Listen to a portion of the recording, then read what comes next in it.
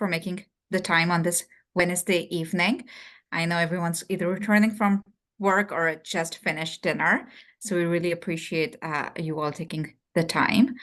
I think we can go ahead and we can introduce ourselves. I can go ahead in the order that I see people on my screen. I will let Dr. Naveed go ahead and introduce himself first. Yeah, thank you. My name is Sadiq Naveed. I'm Psychiatry Program Director at Eastern Connecticut Health Network. So we are based in Connecticut, Associate Professor of Psychiatry at UConn, and Frank at Nader School of Medicine. Happy to be here. Thank you. Perfect. Thank you so much. Next up on my screen is Dr. Asif Khan. Hi, my name is Asif Khan, and I'm also the director of the training program for the general psychiatry at CMU in Michigan, and also I'm in charge of the adult and geriatric services there. Perfect. Glad to be here. Perfect. Thank you so much. And then we have Dr. Nauman Ashraf. Yeah, assalamu alaikum. I'm serving as a program director for the general psychiatry residency and the addiction medicine fellowship programs, and also as a professor of psychiatry at the KCU. Thank you. Perfect. Thank you so much. Thank you, everyone, for making the time. I'll briefly introduce myself as well. My name is Manal. I am a child and adolescent psychiatrist, also an adult psychiatrist, assistant professor of psychiatry at UCLA, and the associate program director for the Child and Adolescent Psychiatry Fellowship. And this is through the platform of PAPANA. There are so many people who are affiliated with PAPANA, including Dr. Asif Khan, who's the president, who's the current president, but all of us serve in a variety of different roles through the platform of PAPANA as well. The topic that we have for today is we will be talking about the application, the big application or the packet where everything comes together, and it is made up of different components. It's your CV, it's your personal statement, your medical school performance evaluation, USMLE transcripts, letters of recommendation, all of that. It's called the ERAS application. Different components come together, and we'll be talking about different elements of that application, and also like how do you go about choosing which programs to apply to. This is being recorded. I know this is a webinar format, so for our audience, I see there are a lot of attendees there, but put your questions in the question and answer box or the chat box, and we'll try to bring those questions to our panelists. Starting off, any words of wisdom from we can go around and kind of like discuss any words of wisdom with regards to this process for the applicants who are applying to psychiatry this year. Go ahead, Dr. Naveed. We'll probably fall in the same because that's how you guys appear on my screen. Yeah, so I think we will decipher the application throughout this conversation and in upcoming webinars too. What is included in application and how to do it in a proper manner. But one thing that I just want to for all of you to recognize is that match is very anxiety-provoking process. So from the day you submit your application to the day you know that whether you matched or you unfortunately did not match, there is going to be a lot of emotional roller coaster. So just be aware of it and just recognize that you are not the only one going through that. We all went through the same process, and it can be very challenging. So just make sure that when you submit your application, you maintain your routines, you structure your routines, also reach out to support system. And that can be anyone who can cheer for you, have your cheerleaders around you, people who can support you during this difficult time and challenging time. It's not easy. There is a lot of anxiety that goes on. And if you're feeling anxious, then, just remember many of you are feeling anxious. And this is pretty normal.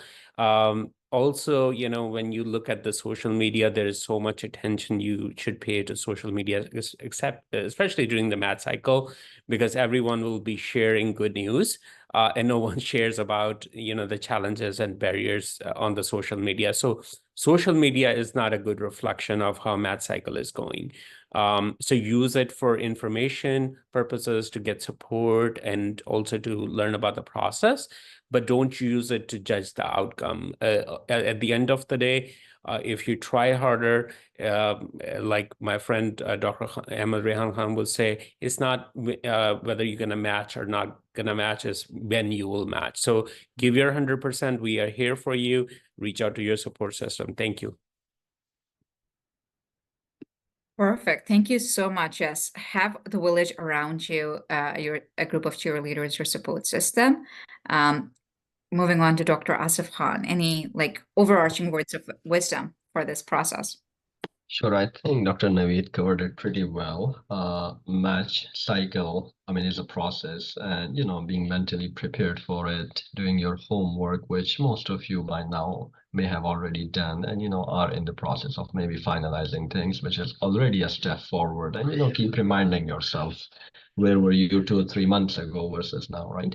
So you're already moving on, and match cycle, as previously talked about, is definitely anxiety provoking, but it is a process. It's been in place for years and years and years, and I mean, everybody has to go through it. Have a systematic approach. Listen to your mentors, advisors. Of course, keep your eyes and ears open. And I like the comment about the social media, because yes, there is a lot of presence on social media, but that can actually in turn lead to more anxiety when people hear about like kind of others, and but you don't know, if a person got interviewed, they may have got 10 rejections already, right?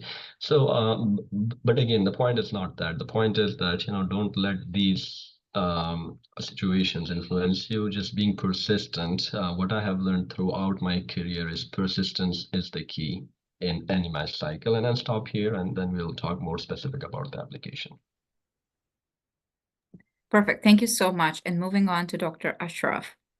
Yeah, I'll echo what's been said. I think you probably all are at a point, either you finalized your application or not, but do it sooner than later. Make sure everything is complete. And I think one thing that we have noticed, what people do is they request their letter of recommendation pretty late in the process. And remember, all attendings are busy, or whoever you're asking the letter from. So give them at least 3 weeks. So I think maybe this is the time, if you have not already asked for it, to do that. Always remember, be honest when you're filling out your application. That'll always help you. That's the best way to succeed in life. And regarding support system, if you don't already have someone, then reach out to these platforms like PAPANA, or have some sort of mentors who can provide you support, and then join the ride. Perfect. And we have some questions coming in already. We'll start in a systematic fashion. Like I am at this point going through some of the applications for the fellowship. So we'll go in order of like how the application kind of looks at the at the end, or at the the end of the program. So one of the things that always comes up is like address, which address to put. Like, does it have to be the address of, like, for example, if someone's applying to programs in Chicago, does the address have to be Chicago? Can someone from California or Pakistan, can they put that down, that address? So that's one question that consistently comes up. I wanted to put that out there. Yeah, so I can probably start and maybe also cover some of the other items that come in the contact information. There will be three different things that would be asked about address. So let me cover all of them. So one is the current address. And if you're in US, you can put your current address, whatever that is, like Chicago. If you're living in Chicago, you can put that address. Other address is a permanent address. That can be, your home address in Pakistan. If you are from Pakistan, or if you're from India, you can put that address. And then third thing is a hometown. You can put up to 5 hometowns in that. So that can be, let's say, if you lived in Delhi and then you came to Chicago for something, so you can put both Delhi and Chicago as your hometown. Definitely, as far as address goes, it helps with the ties. I also think the better place to look at the ties is from geographical preference. So if someone is, for example, from India or from Pakistan, and they are applying for psychiatry here, and they don't have any geographical preference, I would not pay a lot of attention to address. So don't go overboard about, you definitely have to get a PO box address or some sort of address. Put that in if you have one. Use that in that address. That's a very minor thing in your application. Another question that is quite often asked is phone number. Some subscriptions like Google and Skype can have phone numbers for you. So if program need to reach out to you, if you can afford, you can get more, let's say a Google number, and you can list in your application. But if you cannot get that, and if you feel like that's tipping over your financial resources, that's fine too, because most of the programs going to be reaching out to you by emails. They will need phone number. Let's say if you are in the interview and something happens during the interview, so you can call, or they can call you and let you know what's going on in the interview process. So I will stop here. Thank you. Absolutely. Anyone who wants to add anything to that answer? I think Dr. Naveed covered it pretty much, yeah, thoroughly. Yeah, absolutely. Okay. Let's move on to, because it is somewhat related with geographical preferences. We can go and talk about like geographical preferences. Do people list, especially for IMGs? I mean, it's always a thing that if they do not have strong geographical ties to one region over the other, should they even mention? And tied with the geographical preferences is also, I think, the preference for suburban, urban, and rural settings. So yeah, I can start off with that. So with the preference, again, you are coming from outside, you've already traveled so much. If you don't have any family here or friend, or you have a real preference of a region, then I don't think so that you should be putting down that you are only open to one setting. For us, when we come from Pakistan, say, for us, whether it's urban setting, rural setting, it doesn't really matter for us. And then again, the same thing goes for the geographical preference. It would not matter unless you have some family, you have some contacts, you have some friends, and that's where you want to be. Now, sometimes students do have a concern about some places where they're like, okay, there's a high crime rate, or if I'm going to have the same type of community that I'll feel comfortable, do I have the religious places to go to or not, or do I have the culture around in that city? So those are fine to look at. But again, if you put down just one city or two cities, that will limit your options. So leave it open and apply to programs in those places where you feel like you want to end up in. So that's how you can leave out the places where you think that you will be a loner, may not have that culturally diverse community of your own. This question, so one thing that I was talking to, I think you probably may have a question later on about signaling, but it's kind of tied, and I just wanted to, maybe we can address it and then hear it from other panelists too. So there's a lot of talk about this geographical preference and signaling, and especially for the AMGs here. A lot of program directors now, internal medicine, definitely they have a position, but I was talking to at least 4 other psych and some other program directors the other day. They also believe that they will review every application that signals them. So it's becoming important because of the volume of the application. So what you can do is, if you have a geographical preference, then you use it wisely, you signal the program and use your preference, so that increases your chances. So for AMGs, it's extremely important because a lot of you who came from Pakistan and now are settled here. So you have a place, you have a base here. So then you can use signal and geographical preference together, and that will increase your chances. I'll leave it at that. People does anyone want to add to that? So I think it's pretty much right on spot. For geographical preferences, as far as I recall, you may have an option of selecting up to 3 geographical locations and presence. Now, it really matters a lot when you have the ties. So if you have serious ties, and that's where exactly your close family members are there, and you really want to give it a chance, short, then you can definitely try. I have seen application, and I'm going to be sharing in this webinar about, like, how kind of our experience went, over the last 2 years with the supplemental aspects of the application. So I think in my experience, what I have seen is mostly when people are pretty much open, they want to phrase it. You have to write, or you may want to write something in that section so that, you can tell the program that you're open and why you are open, right? Because if you don't put anything, it will come as like no preference, and it may be perceived as like we are not your preference, this geographical area. So whatever step you go, I wouldn't go into which step you go, but whatever step you go, try to explain it wisely as well. And I think Dr. Ashraf made a good point with having psychiatry signals being increased. The signals and the tie to geographical location, all these are processes in building. The last 2 years, the signals, of course, catches the eye of the program. One thing, that is very, very important to mention, and that's the MMC, like ethical code of conduct, as well as signal is only for screening. Signal does not imply guaranteed interviews. Signal does not imply guaranteed spots. So we use it wisely. And I think throughout this webinar, we'll be stressing out the wise use of the signaling. I'll stop here with any further question regarding this. For the setting, I think Dr. Khan also mentioned, it's the same thing as the rural, urban, suburban, depending on population. If you're open and you're, you have come all the way and you're trying to be kind of anywhere, then try to explain it, like why you're open and what you want to achieve, and your best goal is like to get the training, and it does not matter which setting it is. So try to explain it, if you choose not to choose any preference or setting.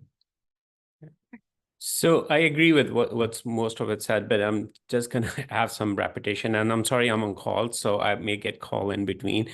There are 3 preferences in area CV. One is your preference signaling, one is geographical preference, and third one is setting preference. Dr. Khan and Dr. Ashraf covered preference signaling. Just to give you an idea, we reviewed all the signal application that signaled us last year. So your application's going to be definitely reviewed if you will signal a program, but that does not mean you will certainly get an interview. So only about 25% of people got an interview last year. I don't have a data to go beyond last year because we just did that last year.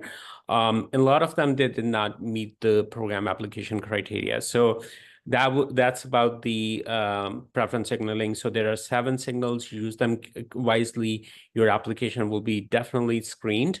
So you want to pick for a program where you definitely meet the criteria and you have chances of matching. About the geographical preference, if I tell you about my PGY1s from last year, we have 2 PGY1s who did not have any geographical preference. We had one who had a geographical preference for Northeast because she lives in Canada. She is as a Canadian citizen, and third one did not have she had a geographical preference for another area. What happens is when you say I don't have a geographical preference, everyone can see that. And if you pick another area, it will appear blank. So I would know that you did not pick my area, but you picked another area. My suggestion would be exactly what Dr. Ashraf said. Pick if you have a geographical preference. Being an IMG, many of us don't have geographical preference, and it's okay to say I don't have geographical preference. I think the most important thing is what you put in the description. If you don't have a geographical preference, just say that and say, I'm just going to phrase it that we came all the way from our countries to get trained here. It doesn't matter whether we are practicing in Alaska or we are practicing in Connecticut. If you have a geographical preference, then there should be a valid reason. A couple of people just mentioned, oh, I once drove by Connecticut and, there was really nice spring. And that's why I'm picking that area. So, which was not, valid enough reasons for me. So I think it's the description that matters. But if you don't have a geographical preference, you don't need to pick that one. Please, it's not going to affect your match if you will say, I don't have a geographical preference, and you give a good description for that. Absolutely. Thank you so much for addressing those questions. And I think one thing that you guys have highlighted and, needs to be reiterated is that you will have space to give answers for a lot of things. Like you have like space where you can give free-form answers, use that space wisely. Someone has asked, and I just do want to put this out because just so that we can address it, that can we mention that we want to increase the chances of interview by giving a geographical preference? So that's a way of getting an interview. The purpose of geographical preferences, I think it really helps in AMGs because they are restricted to some area. And they may have family, for example, if they're applying to New England area, which is where Connecticut is. So they may say that, oh, I have family in this area, and that's why I'm doing it. That's good enough reason for me to see that why this person would prefer. But just getting an interview or, that area is more IMG friendly, I don't think that's a good enough reason. On my part, what I see is, I think is disingenuous. And that may be also seen negatively. So I want to normalize this. If you don't have a geographical preference, you can pick for that. That's okay. Just give a reason and description. That's what matters. Yeah, go ahead. And keep in mind the geographical preference is pretty wide as well. So based on the last couple of years of experience that I had, it boils down to 200 to 300 applications just for one geographical signal filter for the programs, depending on how many applicants each program gets. So it's a lot of because even in the Midwest region, I don't know which region among those 9 it is, but that includes a lot of states, right? I mean, from Chicago to Indiana to Michigan, and it all depends on how committed that person is actually to this versus the other. But give some folks an idea. It also depends on the vision, the mission of the institution. Some institutions are built to have a vision of increasing local pipeline versus others. So I completely agree with Dr. Naveed that it does cater a lot to kind of AMGs in terms of the geographical preferences. But if as an IMG you have a preference, strong commitment to an area, there's nothing wrong, unless you're willing to focus on that 1 or 2 areas and get narrowed down to the programs and then expect interviews. Otherwise, you may want to stay broad. But please explain. There is an essay section, limited words. Just kind of nicely explain that why you're open. Perfect. Okay. Moving on to the next section that is about experiences. Like my understanding is that people are allowed to, utilize up to 10 experiences, and talk a little bit about those experiences. And out of those 10 experiences, 3 can be meaningful experiences. So how should people go about choosing which experiences to put in their ERAS application? So again, I will start off. I'm looking at some of the slides that we prepared. Actually in the past, when the supplemental was tossed out. So the past experience is divided into 2 categories: the meaningful experiences and the other impactful experiences. Then the meaningful experience has subtags like experience type, focus area, key characteristics, and stuff. So if you have any significant research experience, community work, volunteerism, and everything, that could be in the meaningful experience, and then you may want to explain what was so meaningful among that. And then the other impactful experience is something that we talked a lot about in the previous years, as if you want to mention something that really impacted your career trajectory, your life as a budding psychiatrist or physician, right? So you may want to mention that. But I think there are several subcategories of or tags, I would say, of meaningful experiences. Starts with basic science, clinical translational science, customer service. So anything that you've done. I have seen like over the course of last 2 years with this newer application tabs, I've seen people talking even about their jobs, what they have done as students and how impactful that was for them working in a restaurant, and how they had to deal with a lot of things, how reforming it was, to deal with customer service and stuff like that. So you can put anything that you feel could be meaningful and could be, or could catch the eyes.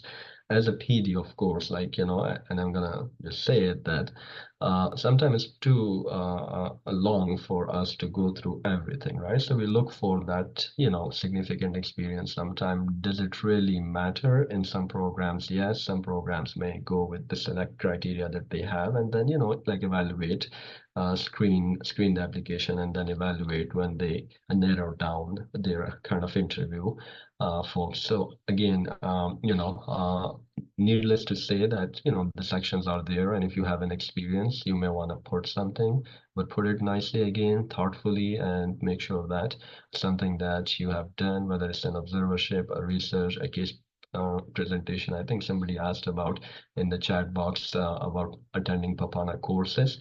So you can certainly talk about educational value, of that, and how, how it was beneficial for you to get the basic concepts, and how, you were able to synthesize that information that could help you when you start your training and everything. Again, there could be several versions of that, but that's just what's coming to mind right now. Yeah, so I'll add to it. I think everything Dr. Khan said exactly echo that. And there was a question, can house job go in there? Yes, it can. So I will break down and then maybe give you some examples, so then you can get an idea. So you are looking at these experiences that have significantly contributed to your, say, personal and professional growth, kind of reflect your passion, your interest, and your long-term goals. So think along those lines. So like somebody asked about internship, your clinical rotation. So suppose somebody rotated with me on addiction medicine rotation, where they developed like a strong connection with patients, realized their passion for working with patients struggling with substance use disorder. So that's a meaningful experience for them. They can talk about an interesting case, like just a highlight, and then that's how they develop the interest in the field. Research project, they participated with someone, and that led to a publication or a presentation. And then you talk about it, what you learn and how it increase your understanding of the field, and again inform you more about the field and help with your same passion. So you're always bringing that story together, how this thing bringing you closer to your goal, which is the residency. Volunteer work, like if you volunteer at a free clinic somewhere and provided care to the underserved population, that reinforce your commitment to healthcare quality and equity, right?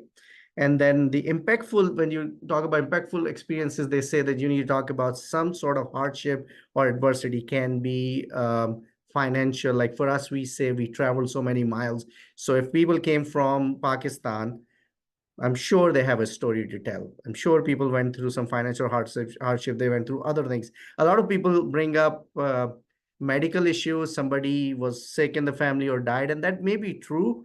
But what happens it is seen so much in the application, it loses its value. So see, if you have other personal hardships, you had a personal health issue, you went through it yourself, and that kind of and you overcame it. So that demonstrate your resilience, your determination.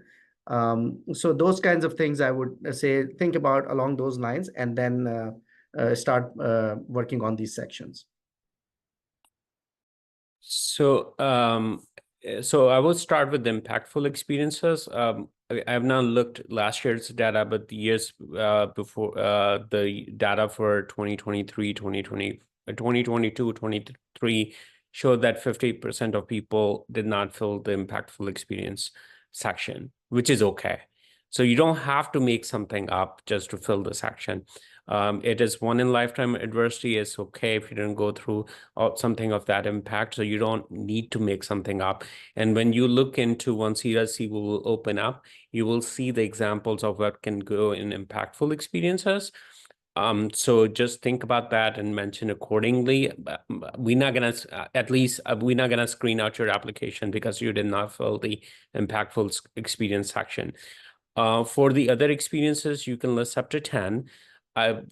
For newer graduates, they may not have 10 experiences, so you don't need to make up experience to make it to 10. But at the same time, people who graduated more than 5 years ago, for example, I'm just giving a rough number, they may have more than 10 experiences, and it is expected that you may not be able to fill everything up, right? So it's okay if you leave something behind. Also think about what experiences are important to mention.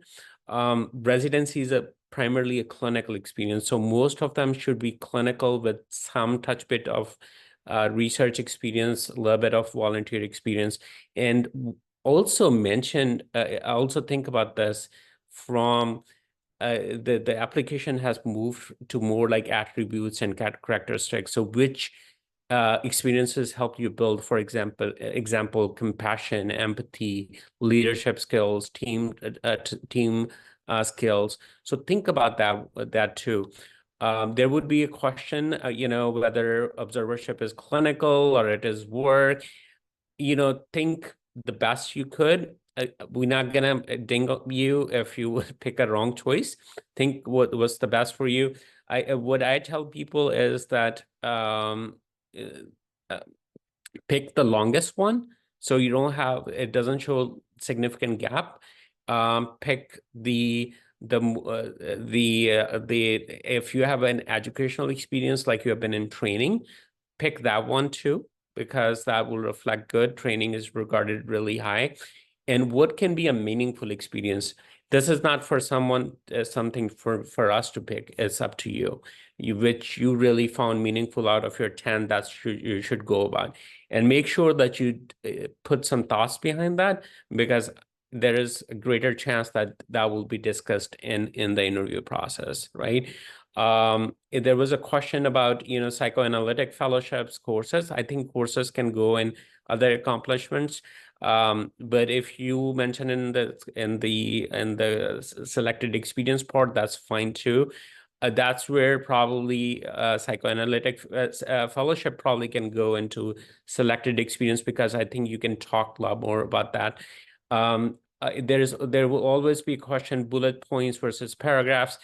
Either way is fine. With bullet points, there is more opportunity to put there as a summary view of your whole experience, what you learned there, rather than discussing, a certain case. Just show that the variety of patients that you saw, what kind of things that you participated in. I will also suggest you think about some buzzwords. Each specialty has some buzzwords. So for example, psychiatry is treatment teams, biopsychosocial formulation, if you know the meaning of it, right? Because if you mention it, I'm going to talk about biopsychosocial formulation. So use those buzzwords if you know what they mean.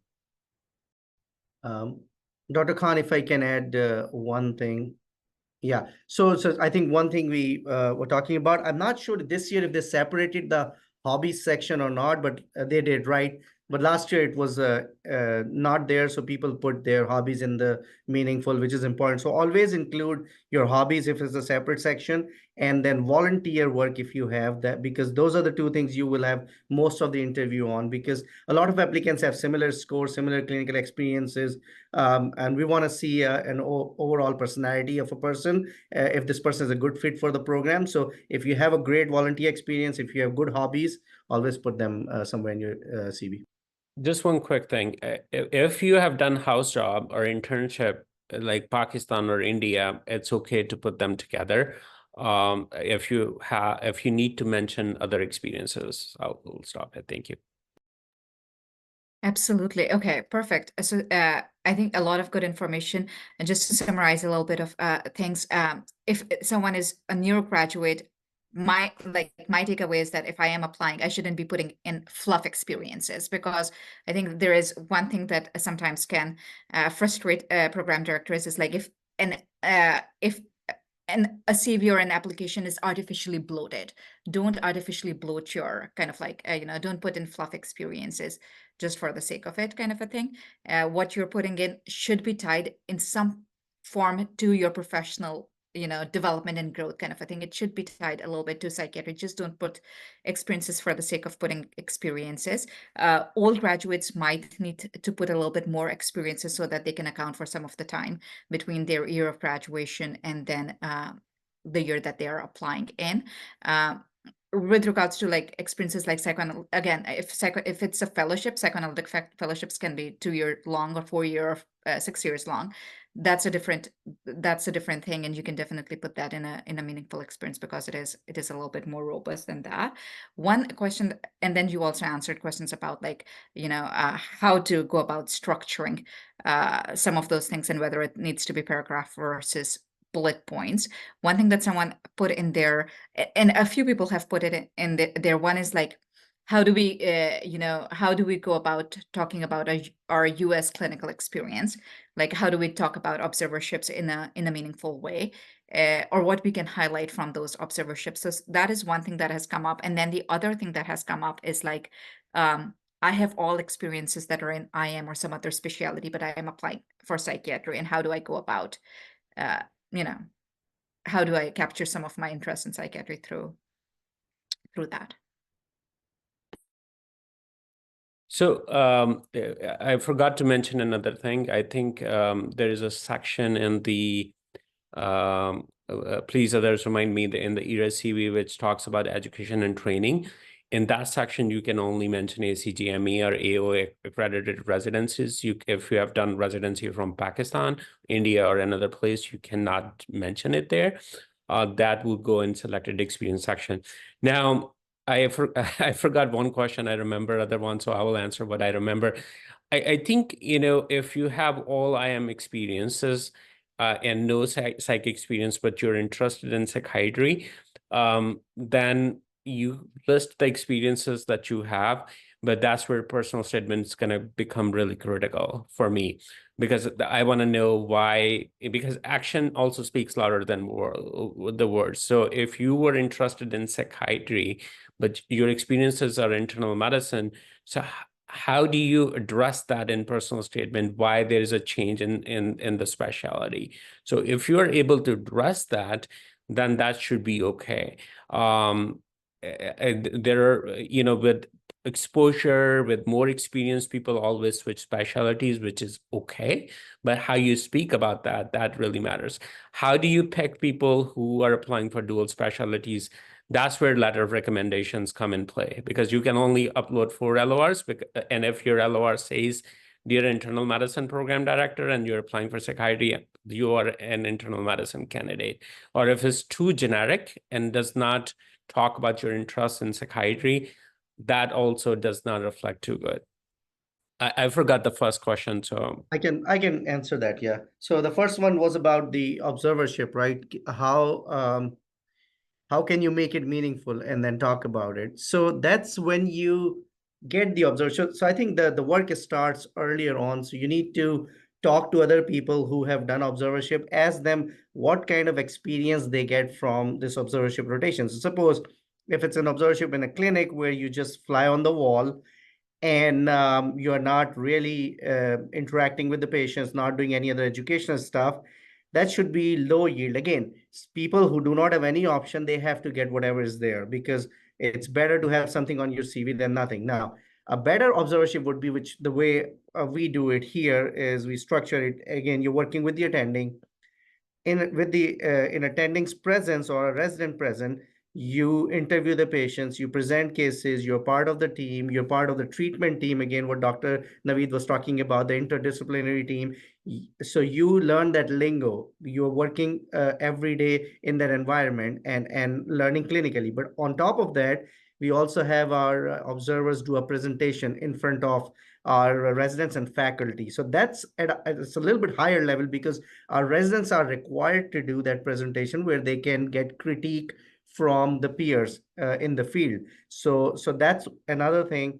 And then the third one is that if you are really interested and you see a good case, then we give you an opportunity to get involved in research. Either you write up a case or you think about a QI project and you work and get involved. So in this way, you're turning your observership into a really good experience, where if I am writing a letter for you, if you're just an observer, I may talk about your personal characteristic, but you still observe the patients with me. But when I have all these experiences where you also presented in front of all the faculty and residents, where you were part of the research and clinically active, and you sort of saw patients with me and came up with the treatment planning, that letter will speak differently to the program director. So that's how you can enhance the experience. Perfect. So Thank I you think so it's much. covered. Yeah. So I think it's covered pretty much well. And I think for the IM, a resume question, I actually was reading that. I think if your application is completely catered to IM till the last day, then you have to ask yourself, right? How can you really, if you have a change of heart within the last 2 weeks or month, how are you going to justify that, right? Can your letter writer, I mean, allude to it through their like interaction with you that, yes, I've supervised this candidate and, you know, I know they initially were interested in like I am, and then over the course of time, more and more interest was noted. I think we do occasionally receive some of the letters with people switching specialty when they are not happy with one. So you have to really kind of honestly ask yourself, like, you know, what you actually want to do. And also your letter of recommendations, I'm sorry, your personal statement should cater to that. Of course, like becoming competitive, you have to weigh and balance, you know, the risk and benefits of like, you know, how your, I mean, application is catered to, because programs have tons and tons of application, you know, so for them to kind of screen in, screen out, it depends on what is the material that is provided and where is the change of heart happening, right? I mean, is it a legitimate reason for a change of heart, a meaningful experience? You know, is it supported, you know, by the supervisor, by the letter writers or something like that?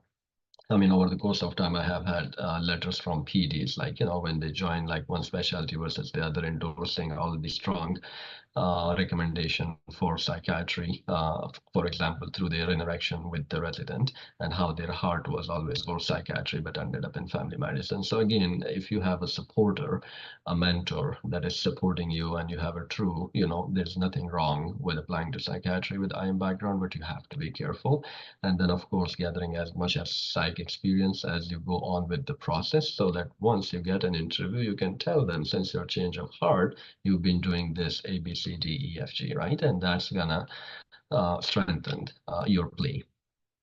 So I'll just add one thing I'll carry it forward what Dr. Khan had mentioned briefly, that psych is becoming competitive. So you guys need to know psychiatry is a new dermatology. It is very, very competitive. Last year, if I remember correctly, we had 17 or 11 spots, and there was one program that had just opened up, so they did not go through match. So they were post-match spots. So you are looking at about 10, 11 spots only in the post-match, as compared to if you look at like EM a year prior was pretty much wide open, or FM last year was wide open. So I still get like people get referred to me if they are older graduate and they had different interests.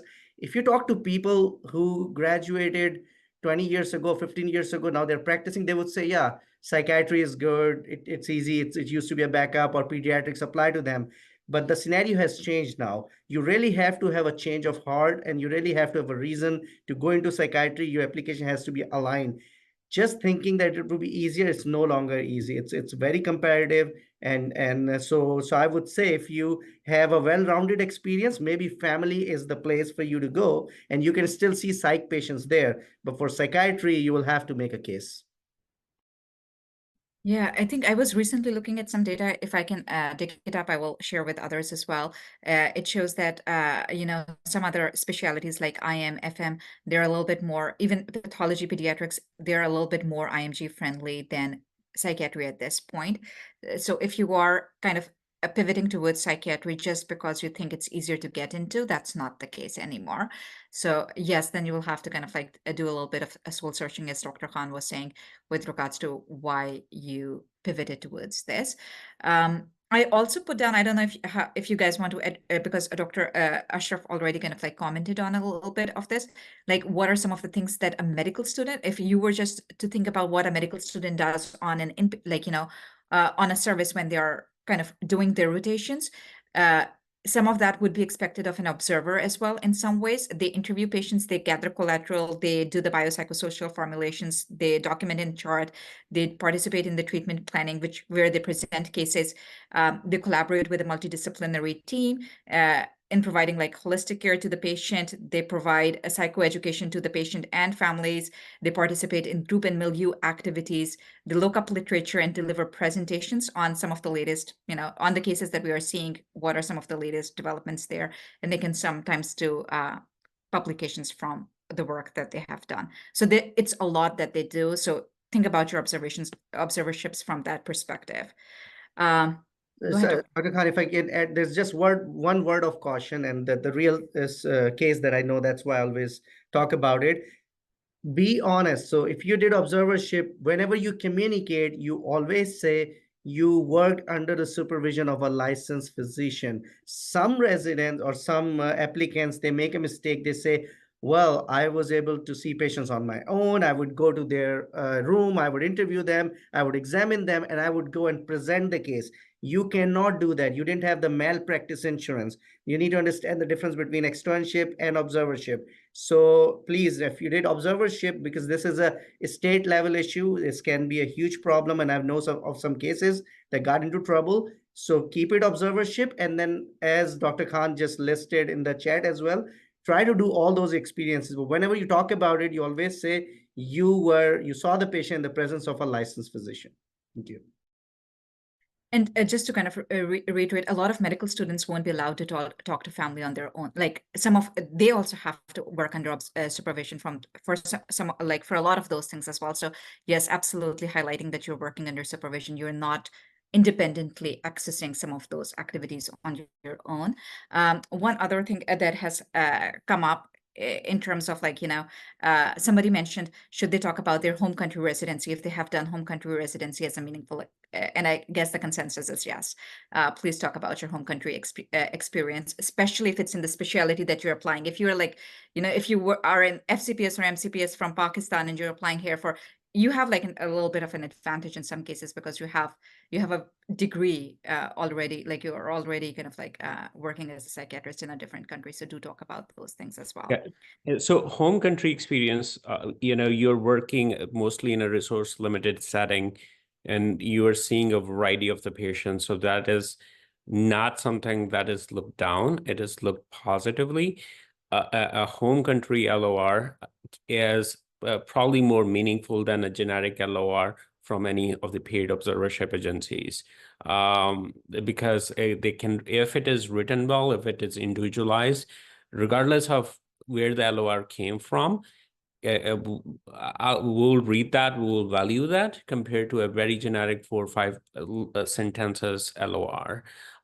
So don't shy to mention your home country experiences, and especially if it's a training experience, that even is regarded higher. Perfect. And I think that this is a great segue into LORs because we have a lot of questions with regards to LORs, like having, I know there can be up to 4 LORs, but are 3 LORs acceptable if they have good 3 LORs? Should they get like a 4th LOR just for the sake of it? There is also a question about 3 LORs from psychiatry and 1 LOR from IM, which is mentioning the interest in psychiatry. There is also like LORs from other countries like Canada and Pakistan, kind of a thing. So take it away. So with the LORs, again, the best letter is the one where the letter writer talks about you. So you need to find a person who knows you well. You have worked with them, you've done some significant work with them, and they can talk about that work and they can highlight your qualities. So your interviewing skills, your communication skill, are you a reliable person, your professionalism, if they hit on those points. And then there's some language about like if there's a great person I work with, either a student or a trainee, so you can say it's one of the top 5 of the trainees that I've ever worked with. So that kind of lingo can go in there if the letter writer knows you well. So who knows you well? If you have not worked a lot in the US, then the people back home would know you well. So their letter of recommendation would hold a lot of value. So never discount that. Do not just try to get 4 from the US and those are just like a generic 5 or maybe 8-line letters, and the guy from Pakistan who wrote a really nice letter for you, and you did not attach that. So it's a quality of the letter, A. Try to always have a letter waived, so you have not seen it because it has different value when program directors download it. If you there's some sort of either misconception or maybe some reality that the applicant was involved in writing the letter. So if it's not waived, people believe that maybe they told the writer to write it in a certain way. So it has to be waived and uploaded by the program. I think for me, as long as you have 2 good letters from psychiatry, the other 2 can be from anywhere. Get it from a research mentor, get it from, if you worked in a community crisis line as a volunteer, get it from their person. Just talk about your experience, who you are. I don't care. I just want to know about your overall perspective, who you are, what your personality is. So for me, 2 from psych, and the 2 can be from anywhere, research, IM rotation, FM rotation, doesn't really matter. They need to talk about you. And then from Pakistan, if you get letter, ideally get it from the people who have had some training from outside, preferably from the US, otherwise Canada, UK. And if you don't get anyone, then from Pakistan, and it's fine, as long as they hit the critical areas and they know what to put in the letter of recommendation. Thank you. Yeah, so 3 versus 4 letters. So if you look at, last year, almost 95% of American graduates uploaded 3 LORs. Almost 95% of IMGs uploaded 4 LORs. So it really doesn't matter whether you do 3 or 4. It's the quality of the letter that matters. So if you do 3 and 3 LORs are good, and they are good quality LORs, they are individualized, they really talk about you in depth, that's what matters. 4 generic LORs does not hold any more value than that. And you can certainly list experiences in your CV that are non-psych related, like IM or family medicine, and you can get letters from those people too, those faculty members too. But whether they talk about your interest in psychiatry or not, that's what matters, right? So if you get a primary care letter and it does talk about that you're interested in psychiatry and you would be a good candidate for psychiatry, because that's what American medical graduates do. I had LORs from, professor of pediatrics, and that's okay to do that as well too.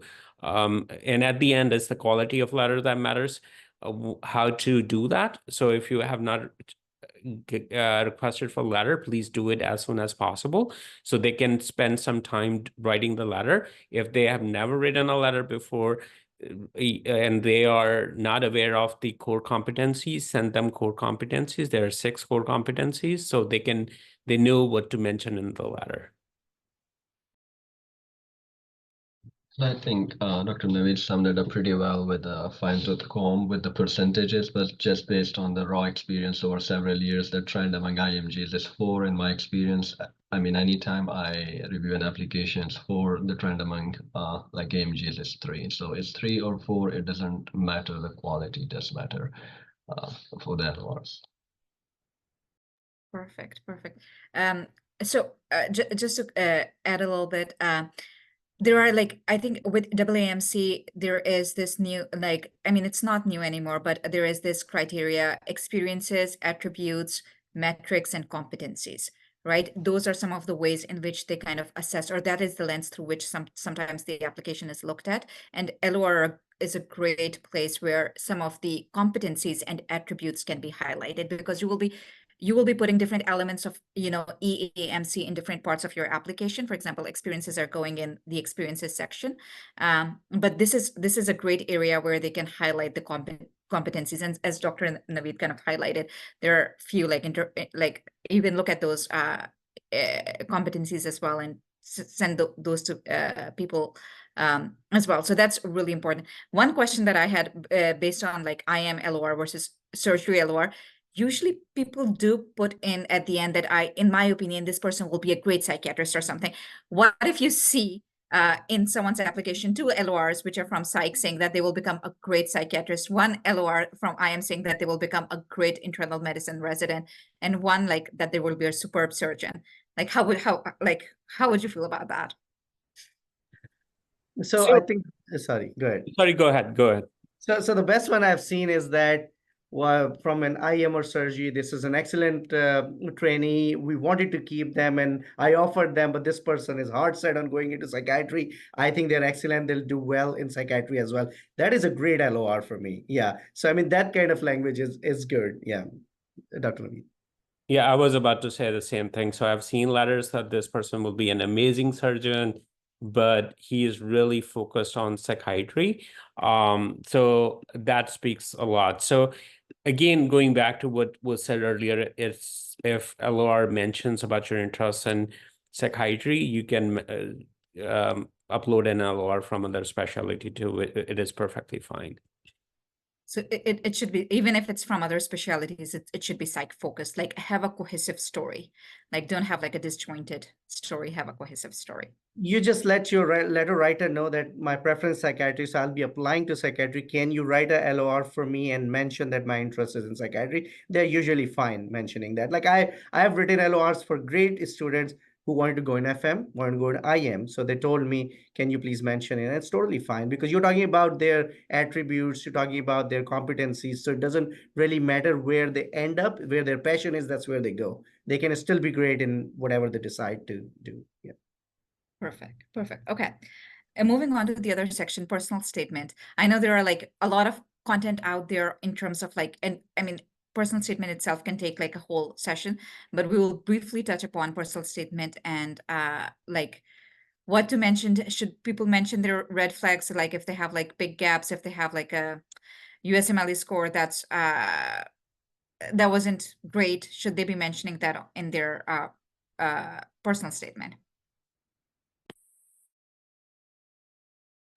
I mean, I have over the course of, years, and particularly the last 2 years, I have seen the exam failures as, impactful or meaningful experience section as well. Like people try to allude to it and try to, give the justification of what happened, and how they came out of it. And look at now, like, the scores are in now.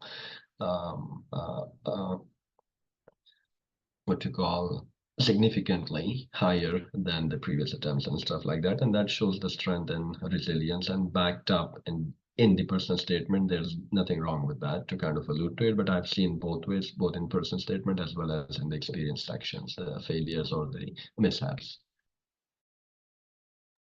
So majority, yes, so I agree with Dr. Khan. You have to mention it somewhere in your CV. It has to be somewhere. But in terms of whether to mention personal statement or not, majority of program directors I've talked to, they say, yes, if you have a problem and I find out, I want to see it in your CV. Either it's going to be in meaningful or it's going to be in personal statement. I want to know that. There are few program directors who have said, well, it's the job you're applying for, so only talk about your strength, and unless you're asked about it, don't bring it up. So I'm just giving you the like what I've learned over the years talking to people. So majority prefers that you at least talk about it somewhere in your application. And now whether to, the other question that connected to it is whether to bring it up in the interview or not. Once you get the interview, which means we have reviewed it, we know about it. So when we ask you, yes, you should have the explanation, but since you got the interview, then you don't need to worry about that issue. Your explanation was accepted by the program, and that's why they extended the interview to you. Yeah, so your personal statement, how long it should be? It should be roughly, if you're using Microsoft Word, it should be roughly 1 page, another 1 paragraph, which is roughly around 600 words. If you're using font 12, 1.2 spacing, don't make font extra small to fit more content in there. And just make sure that, from the writing perspective, each paragraph has like 5 to 6 sentences that just aesthetically looks good. You don't use AI generated personal statement, because you can pick from AI generated personal statement, and personal statement is really to talk about yourself, right? So if you don't see your human yourself as a human, then writers can pick on that. What to mention in that: why psychiatry, why USA, where do you want to be in future, what are you bringing to the program, and certainly mention things that you are bringing as qualities, like for example, leadership, and just don't talk about that. Give examples from your experiences that, oh, I was president of a student interest group in my medical school, and I learned certain leadership skills. So if you're bringing attributes and qualities into the personal statement, bring it with an example. You don't have to rehash or re-describe the clinical experience, but you can highlight the experiences from there. I think for the about red flags or the challenges, if you have shown a path for improvement, then certainly bring that in. Otherwise, if it is a minor thing, and a lot of time, people, what they will think as a red flag may not be as a red flag. So first talk to your mentor whether it's really a big thing that you really need to bring in personal statement or not. I think I have heard like really minor things, people thinking of them as a red flag. Red flag that I can immediately think about is, if you have significant clinical gap where you were not doing any sort of clinical work for, let's say, 10 years. So I want to know what were you doing in that time. Specialty switches, another thing that you should talk about. And like if you have exam failures, that's another thing probably you should mention in your personal statement. But just talk to your mentors and see whether this is something that looks like a red flag, because it might not be a red flag. You can mention a clinical case in personal statement, but remember, it's about your interest and why psychiatry. So don't make it about the case, but what got you interested in psychiatry. There is also a question that I'm seeing about mental health issues. Now, I don't think there should be discrimination based on the mental health issues, and as being a psychiatrist, we might be more open to having psychiatric issues. But let's say if there's an internal medicine program director, family medicine, and I'm just naming different specialties, you don't know how will they perceive about mental health illnesses and having a resident. My advice would be that avoid it if you can.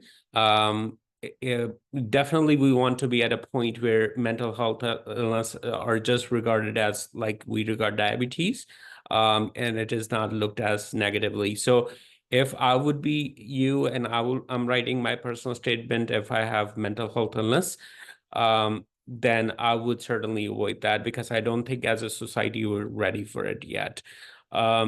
Mental health illness as a family member, that's a different thing. And most people may get interested in psychiatry from that. So that's my take on this. It may sound, sort of negative towards psychiatry, but that's not the intent of it. I think as a society, we need to do a lot better and have more acceptance before, you start mentioning it openly. I will stop here. Just a word of caution on the AI thing. So your personal statement is personal. It's about you.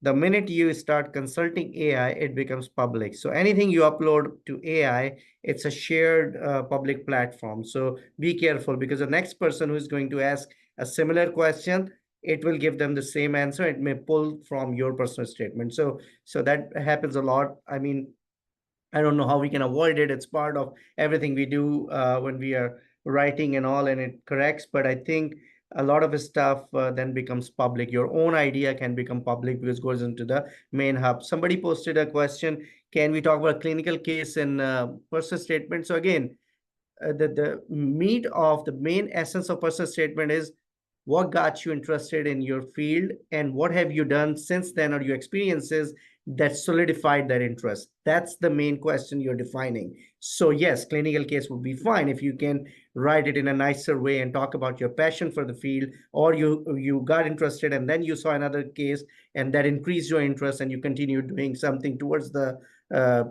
specialty, then that'll be fine. Another thing that I want to mention is most people think that, interest in specialty is a transactional experience, that, oh, you saw a patient and you got really interested in psychiatry.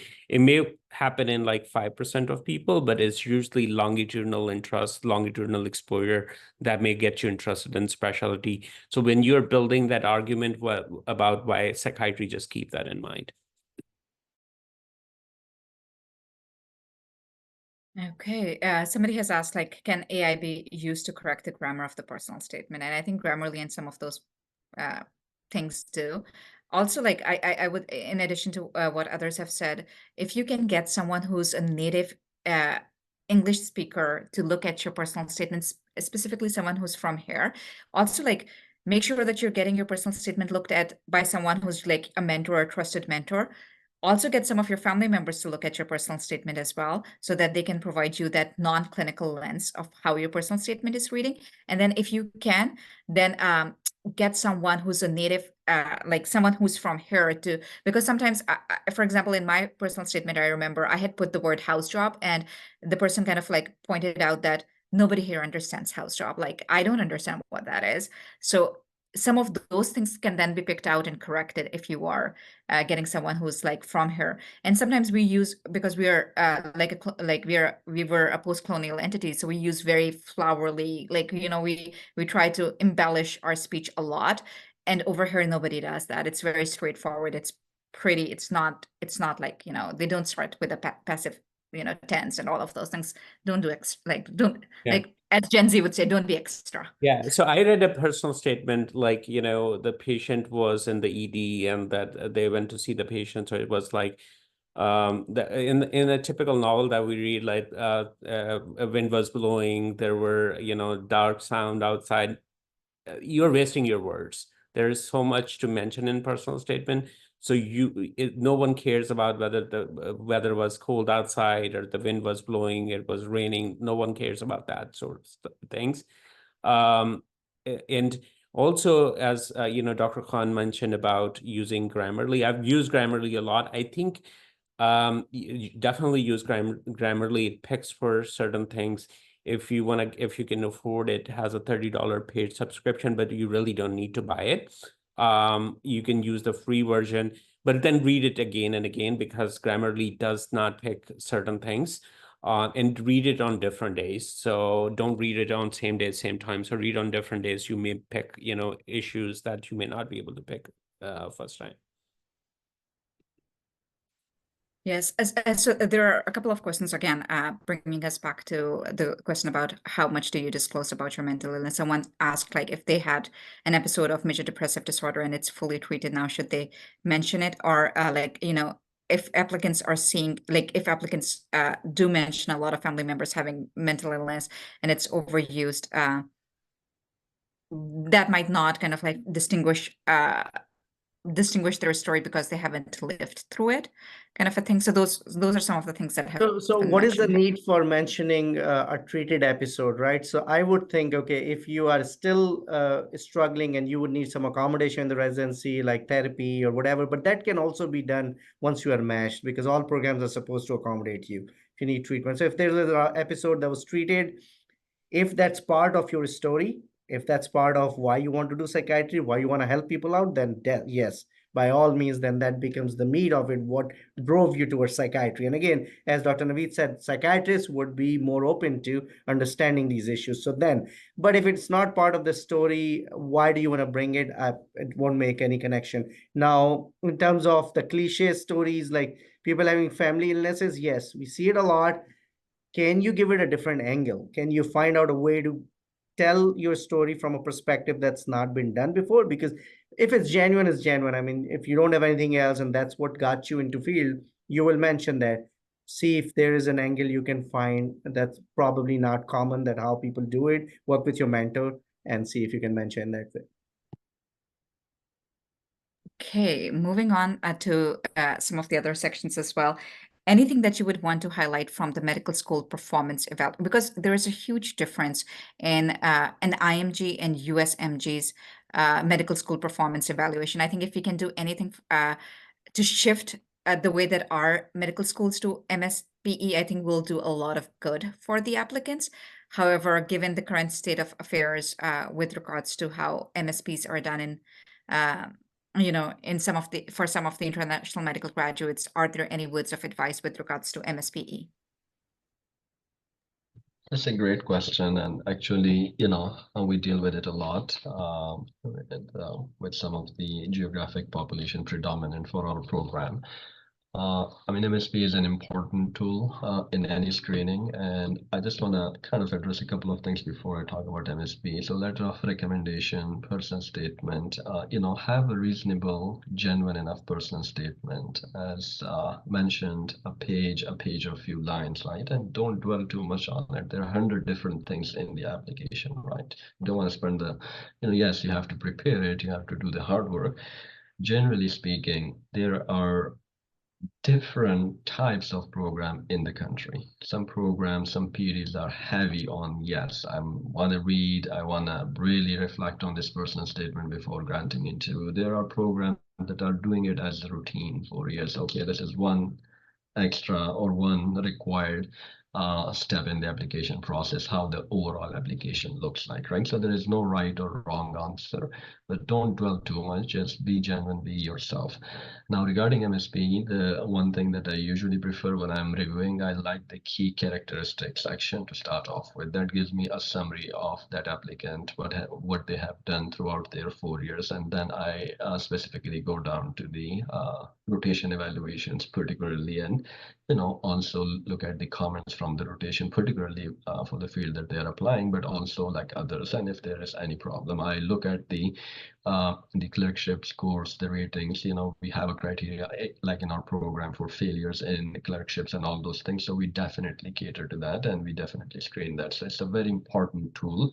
And yes, systematically, I don't know how much we have control over all kind of all the foreign schools, but I have seen some foreign schools having pretty decent MSPEs, pretty much in line with the US medical school system.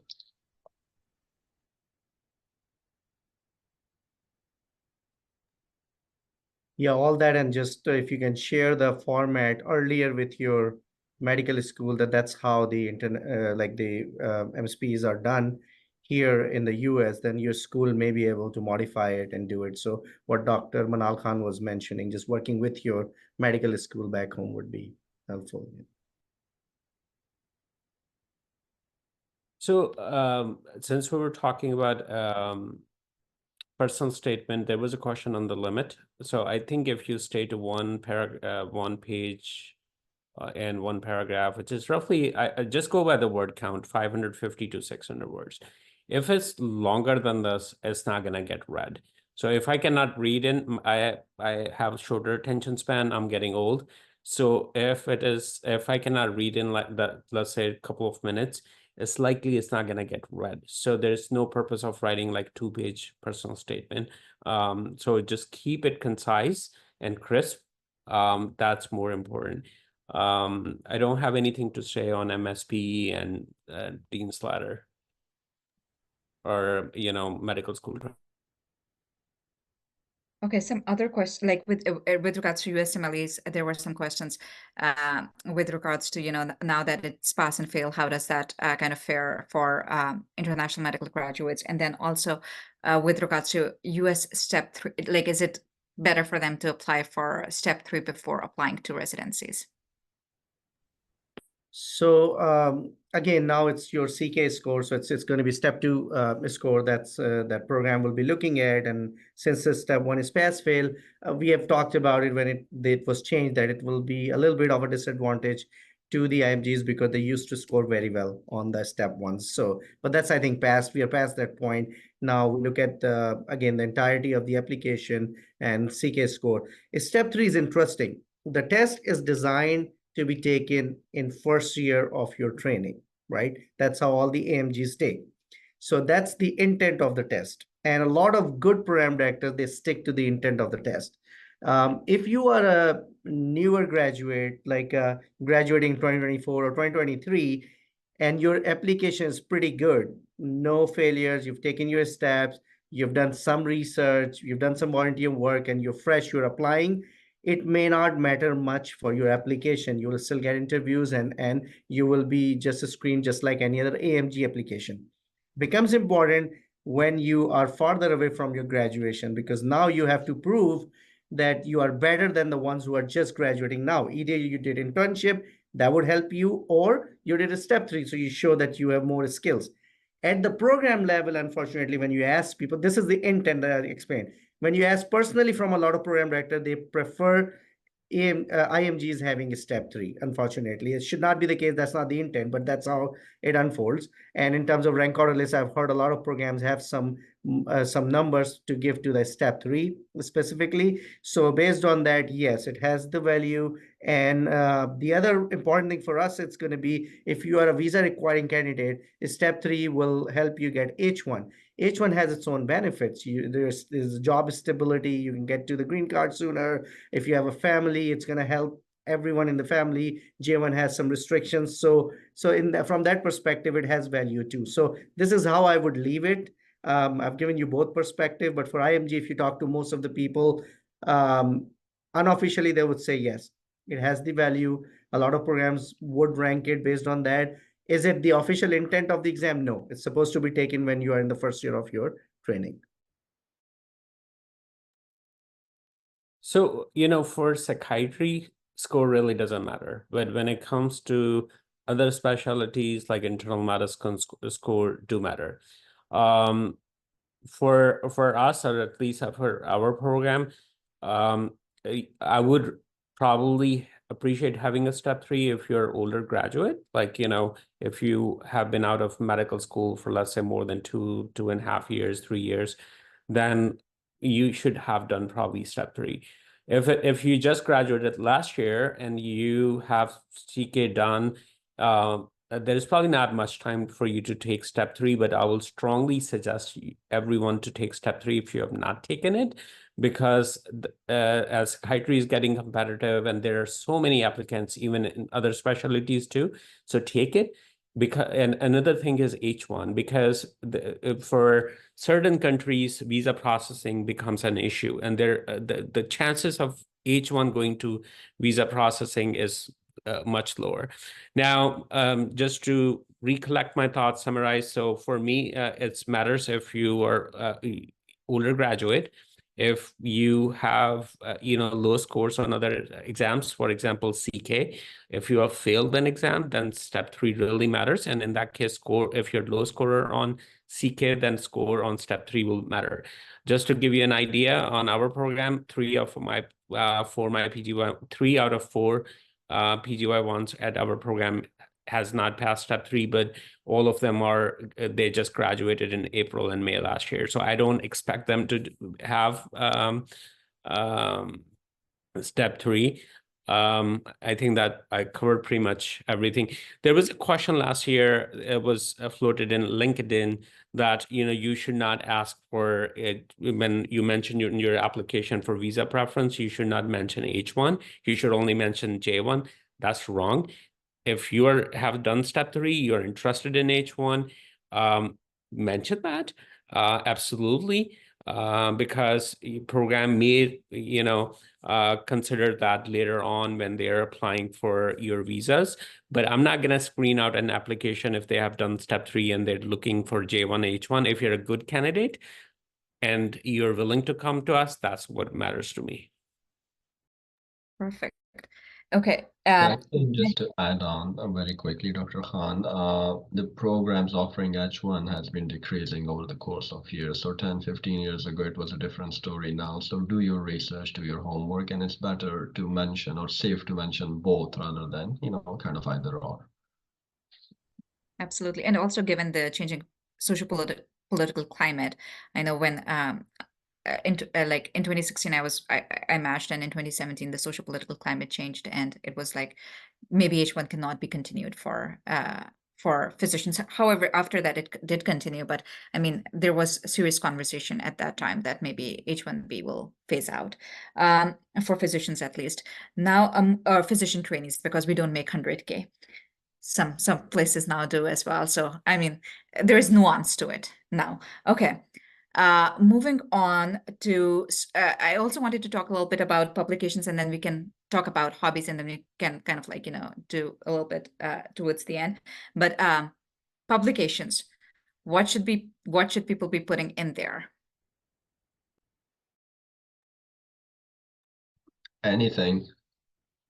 And these are your babies you should be proud of, Yes, sometimes it seems like you've done all translational or rheumatology research or ophthalmology. Of course, you have to balance it with your whole application. But if you're published, you're peer reviewed, I think it's a pride that definitely says, yeah, this candidate has some scholarly. That's as a PD, like, even up until up until this day, we talk about scholarly activities for trainees, and somebody already tuned to, why not? Yes, so I will mention some of the questions that are asked about publications. So definitely, it's your application is about telling your story, right? So how you describe that story, that matters. So if you have internal medicine publications, you can say that I got an opportunity. I really wanted to learn about research skills or manuscript writing skills, so I took part in that activity. So it's about how you share your story. You can if you look at eras, there are peer-reviewed abstracts and publications published, and then there is an also submitted one. So you can mention both if it is submitted. Unfortunately, if you're working on an article and it is not submitted yet, there's no place for that to mention. If you're writing a blog, mention it in more other publications. There is also a section of other publications. You can also list your posters there in conference presentation or oral presentations. You can mention book chapters. Whether how many do you need, right? So it really depends on data. For competitive specialty, number is much higher. But if you have like 2 to 5 experiences and rest of application is good, that's fine, because residency is a clinical experience. It's not a scientist track. And if you have some decent experience, that's what matters. So you don't need to have like 50 publications to match in psychiatry so far. Perfect. Okay, some other quick questions. First author publications versus there's a little bit of a weightage for first author publications than if you have been a second or third author. Then should people be mentioning some of the publications that they do in predatory journals? Like if there are some journals that are kind of like known to be a little bit more predatory than others, should they be listing their publications in those journals? Yeah, so I wanted to, there was something Dr. Naveed said I wanted to, yeah, so if your article is not completed, you cannot mention it, but that's your point where you go back to your letter writer, and if you work with them, tell them, hey, can you please mention I work with you on this project? So this is how indirectly you're letting the programs know that you did the work. Now, in terms of first and second author, I think at the level of student, it should not matter. If you can do it, that's great. But again, we don't expect you to be like the first authors. So that's why I always say, do not go for like high yield projects. So if you do, because you need to learn skills for that. So meta-analysis, you'll have to learn certain skills. If you're part of the group, yes, you can be a small piece in the group and you can help out and learn along with that group. But on your own doing it, it's a lot of skills that you need. So low-hanging case reports are easy. You can be a first author, work with your mentor, simple case report. It doesn't get published, no problem, doesn't matter. Just find a local society or conference, present it, do a poster out of it. That should always be a way to do it. So you will still get credit. Similarly, quality improvement projects. Find out really easy quality improvement, like people when they first installed the hand sanitizers. So they just did a project on whether how many people were washing their hands, seeing the patients coming out, whether they had germs or not, they were transferring or not. Just simple one outcome study, or just come up with a survey and circulate the survey. I remember during COVID time, people sent out the surveys to parents and asking them, have you noticed issues with your kids' attention? How much time they're spending on the screens? Simple question, simple survey that you can analyze qualitatively. You don't need the statistical background to do it. So those kinds of studies, always think about it. It's an important part of the application. So work on it earlier on when you're a student, and just find a low-hanging fruit and do that. Third question you had, Manal, you had something else you asked about. First, second author, and what was the other part? Predatory journals.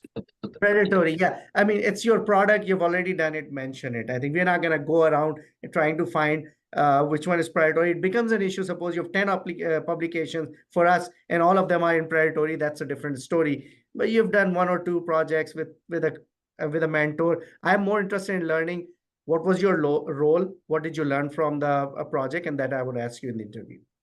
Yeah, and most predatory journals are open access journals. So, you're paying a lot of money, and all of us probably got scammed at some point in our life. It's really what you learn from there. So if you publish one in predatory journal, that's fine.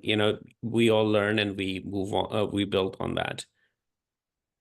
Yes, and I think, with the research and publication, just one word of caution is like, like as I mentioned, you look at your overall application, right? If you're research heavy, what is your target programs? For example, a community program may look at the application with tons and tons of research. And, over the course of time, I get applications that are fantastic in terms of the neuroscience kind of innovation and stuff. And the question that we ask ourselves, can we cater to this applicant? Can we groom them? Because we don't have, so you have to be careful.